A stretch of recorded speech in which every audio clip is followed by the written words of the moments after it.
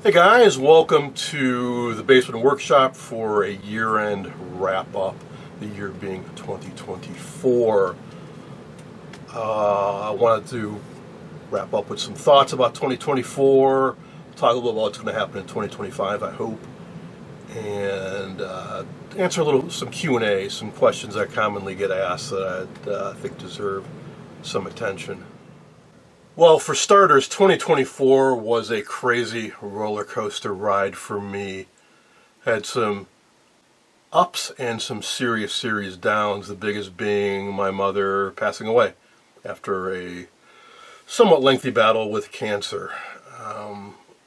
And then my sister and I had to deal with the estate and selling the home we grew up in, and just, it's been a huge distraction. And then there's work. Yes, I have a normal day job as a programmer, and we've been involved for the last year and a half on a huge project, of which I'm the team leader on, of converting a legacy application created, I think, in the 90s with Visual Basic 6, a desktop app, to bring it to the web using client-server architecture and hosting it in the cloud and all that, which is over millions of lines of code to translate from Visual Basic to C# and TypeScript, and hired some people. I got a team under me. It's been a lot of work, and it's behind schedule, so it's taking up an enormous amount of my time. So especially the past 6 months or so, I spend maybe an hour a day in the workshop if I'm lucky. And then there was me restoring all those TVs for a customer for the past 2 years. Still have a few more to go, and some of the sets he's received have a few issues. That's the problem with working on these sets if you have to ship them or transport them.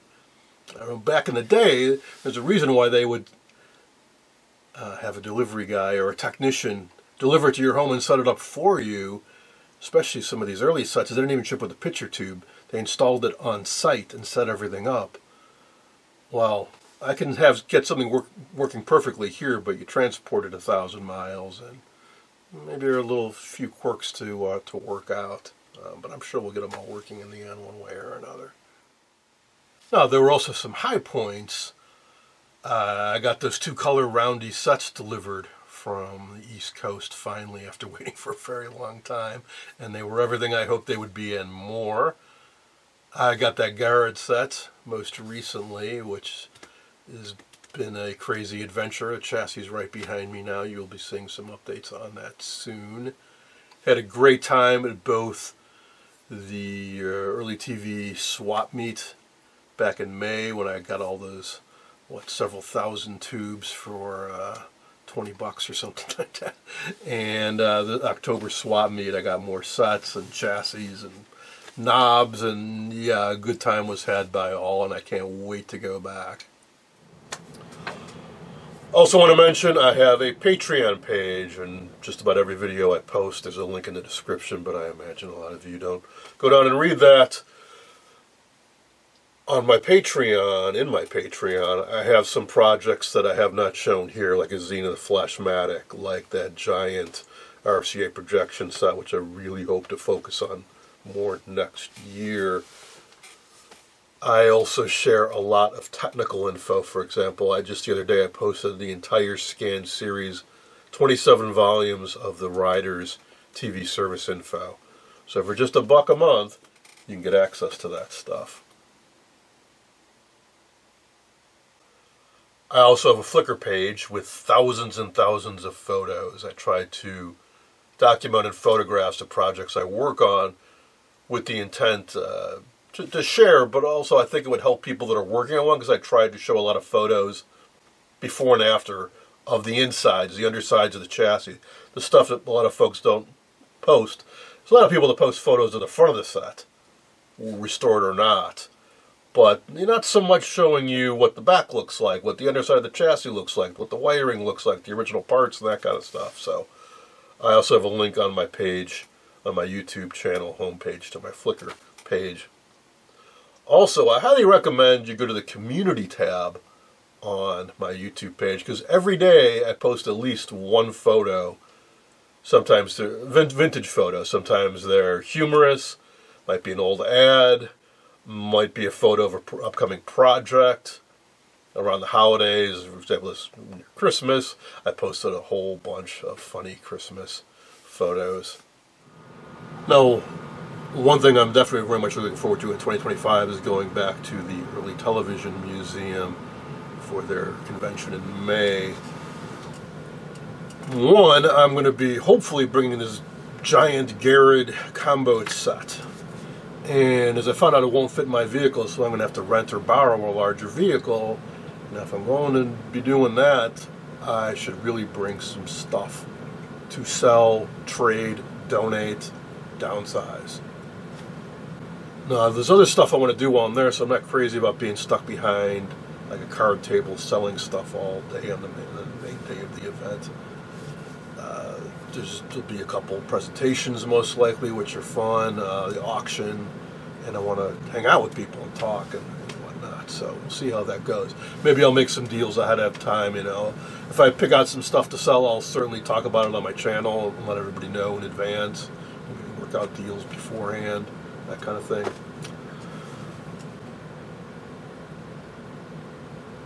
I also don't want to overcommit myself because it's going to take some time to unload the Garrett and get it set up and make sure it's working and all that.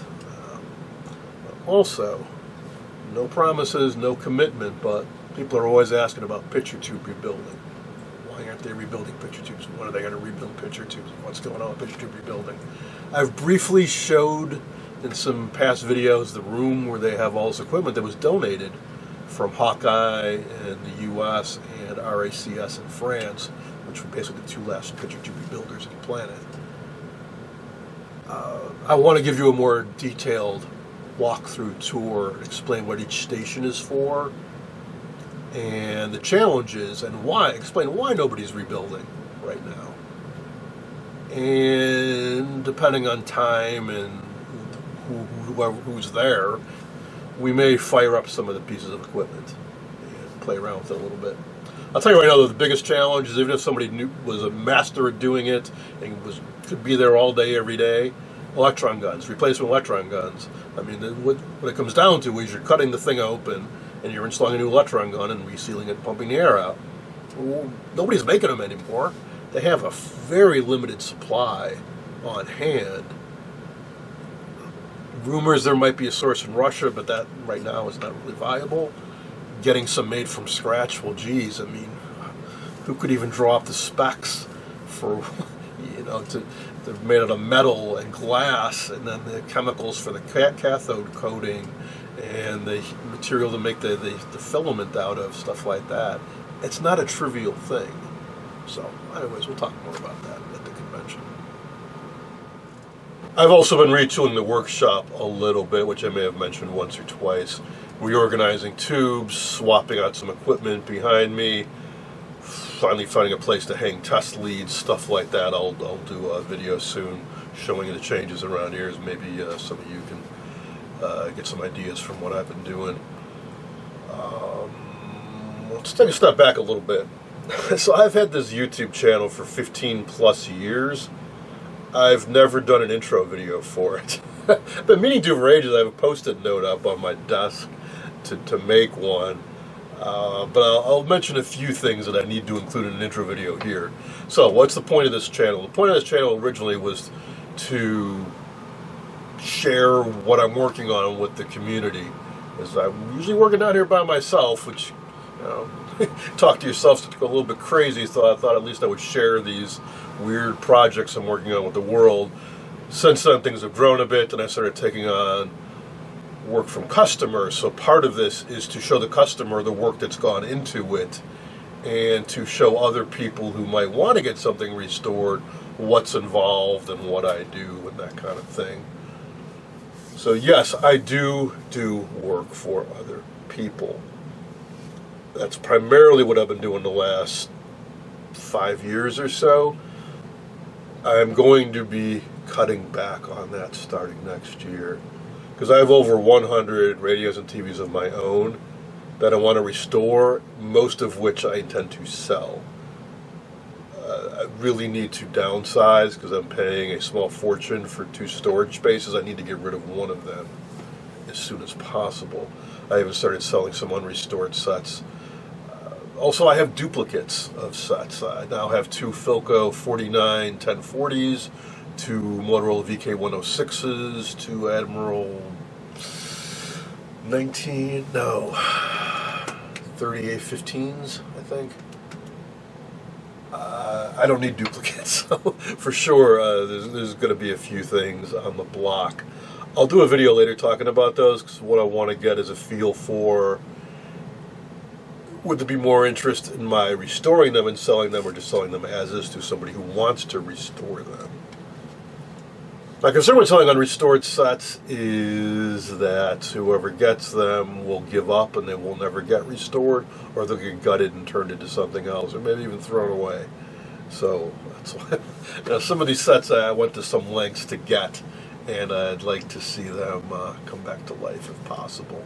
Because every set I have, as far as I know, is very restorable. Complete, good picture tubes, has all the knobs, that kind of thing. Okay, how about a little Q&A? I get questions from folks, and I've been saving some up, and I thought I would address them now. So one that I've been asked a bunch of times, I don't think I've ever talked about, is do I have a bucket list, a wish list, a dream list, sets that I'm really trying to find? Not exactly. And I do find it curious that some guys do, to minute details, like they want a 1967 model blah with this feature, this option, and this cabinet color. Like, wow, that's awfully specific. Now, maybe it's the set they grew up with that they no longer have, and they want to sort of relive that, or get nostalgic for something. But sometimes I think it's just, for whatever reason, maybe it's known as being a really good performer, or there's something they're really appealing to it, but they know exactly what they want. I don't really. I have found the journey more interesting than actually possessing this stuff, especially early on, because I had some interesting trips, like the GE coaxial set that I reluctantly sold not too long ago. I drove to Napoleon, Ohio to pick up, and stopped by Cincinnati on the way and some other points. So went with a friend of mine. It was a fun road trip, in other words. And the place where we found the set, it was still in the same spot it had been its whole life, which was a dentist's office in an upscale home where the dentist worked out of his home. And it still had the old medical devices there. So it's things like that that I find more appealing than having a very specific model with specific features, is the journey. I don't know what they say, like every set has a story, tells a story. More lately, that's sad reality, way more in radios than TVs, is that collectors are getting up there in years. And when they pass away, when they decide to downside, retire to Florida or whatnot, they need to get rid of a bunch of stuff. So I've inherited portions of some collections. I wish I could take everything. I can't. I don't have a museum or a warehouse. Not yet, anyways. So lately, it's stuff like I say, like I get starting to get duplicates and all that. The fun factor, the story, the adventure is kind of becoming diminished lately, which I know it happens to a lot of collectors. You start getting overwhelmed. You get to the point where you can't remember where some sets came from even. And then it kind of starts to lose meaning at some point when you have like 5 of the same set, that kind of thing. I don't want to head in that direction any more than I already have. I'm based out of Chicago, near the I-90, I-94 split. If you can make it to my place, I will make you a deal. The more you buy, the lower the price will be. I may even throw in a freebie or two. That's an example. I recently sold someone a Motorola VT71. I've got a few of them. It was a very nice blonde set, very restorable. I was very happy to see it go to someone who has an interest in it, wanted one, and is going to try restoring it. That's where I would like all these sets to end up if I don't keep them and restore them for myself. Back to the question, do I have a bucket list? I kind of did, but I've pretty well filled it in. I've been very lucky, fortunate, blessed, and, well, made an effort and did some road trips to get what I've got. Things like the Dumont Clifton, that was definitely high on my bucket list. I never ever thought I would have one, and now I do. And yes, I will get to it. I will get to it. Same with a Predicta Tandem. Same with his giant rear projection set. Same with a Foco 48 1000 or an RCA TS30 or Dumont Doghouse. There's not much left that I've seen that I don't have or haven't had a chance to have. I guess a Sylvania Halo light. I thought I was going to get one, the most desirable variation of it. So at a thrift store in Ohio, somebody, or Pennsylvania, somebody tipped me off about it. Somebody beat me to it. Reality, too, is that if you really want something and you advertise, it's just a matter of money. If you throw down enough money, most collectors will give it up. But I'm not in a position where I want to spend hundreds or thousands of dollars to get any specific TV. None of them are worth that much to me. A pre-war set, it's the first color set. Things like that kind of scare me. I don't want to be the custodian for something rare and valuable. There was somebody in Chicago selling, it was a Westinghouse version of the RCA TRK-12. I think he wanted 10 grand or something like that, which was reasonable, I think, given the condition and all. I don't want a $10,000 TV, not with 2 dogs and a small old house and all. I'd put it into a room and close the door and not let anybody in there. What's the point of that? I would much rather, if I got it, I'd donate it to a museum and let them take care of it and take the burden off myself. Early color set for the 15 GP22, I'd be so paranoid about going near it that the picture tube would fail, assuming I even had a good picture tube for it. Which, if you don't know, that's the very first color TV. The picture tubes are very prone to failure. Very few exist that still work. I don't want that. I like sets that look cool or unusual, but also aren't so rare and use obscure parts that I'd be afraid to use it. So yeah, a Sylvania Halo light, maybe one of the less common early color sets. I've had my chance of getting 2 rare early color sets, and in both cases, I'll chalk it up somewhat to naivete that I didn't get them. If you see something rare, valuable, something you really want, keep your mouth shut, get over to the seller immediately and put cash in their hand and get it in your vehicle and get out of there. Because once word gets out, things can get ugly. In one case, word did get out. It was a rare Motorola early color set. I think it used that rare 15-inch CRT. So maybe I dodged a bullet by not getting it. But it's very close to home, actually very close to the house I grew up in the suburbs. And I'd worked out a deal with the seller, but he had it listed with no price. I'm sure, well, I know who got it. I'm sure he offered him a lot more money than I did. The seller stopped responding to me when I said, hey, I'll make you a counter offer. And that one has never been seen again. That's what bugs me too about some of these sets. Collectors, they get very secretive. There are collections out there we don't know about and may very well never know about. I've seen a number of rare sets. I know who got them, and they just immediately get buried in the collection. No photographs, no videos, no nothing, and they might as well have just been destroyed because they're not shared with anybody.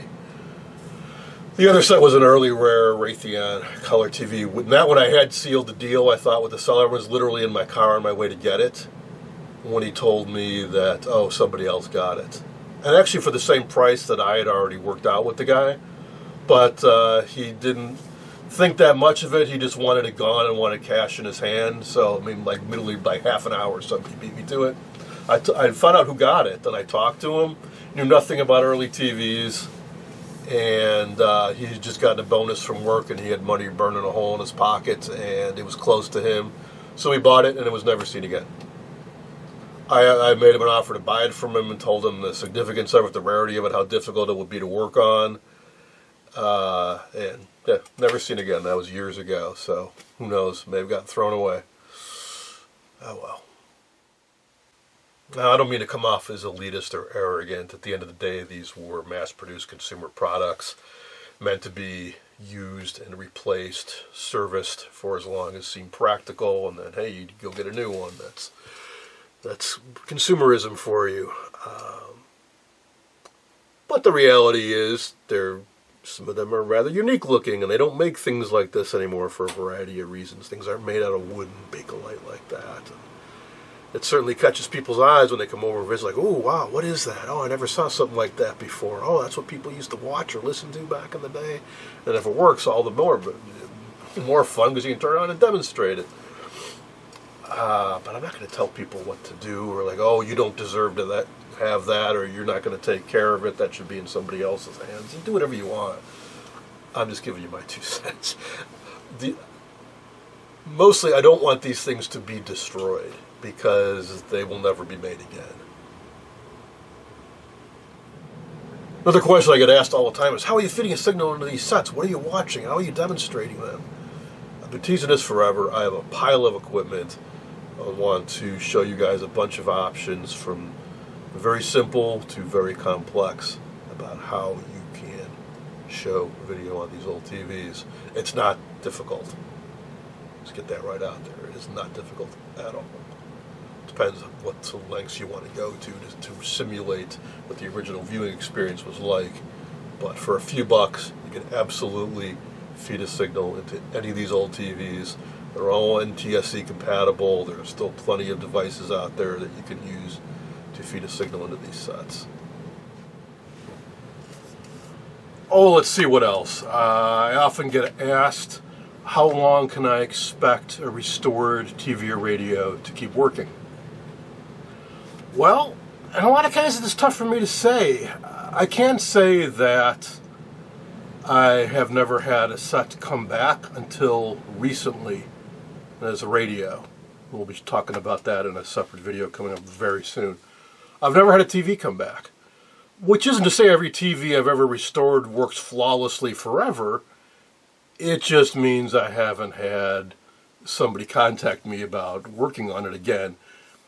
Maybe they are still working fine, or they work well enough for them to demonstrate to the occasional visitor, or they decide they don't want to invest any more money in it getting fixed.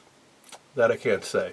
So what I did get returned actually a while ago, I've just been very tardy with getting to it, is a radio. And it developed a fault, and it might very well have been something I did wrong, or a component failed. We shall see. Or these things are really old, as radios from I think around 1930, so it's really old. So, that's why I can't give guarantees. There's another question I get is, what kind of guarantee do I give people? I can't. And really that has never been an issue with anyone. They seem to be grateful that they found anybody who would work on it and that it got working. And they understand that, yeah, these parts are really old. A lot of them are very difficult to replace. I don't know what the life story has been for most of this stuff. So, what I do tell people is it works now. And if there's any problem that happens in the next few weeks, I'll take a look at it for free, but it just hasn't come up. Now, what I will talk about in depth is one of my sets.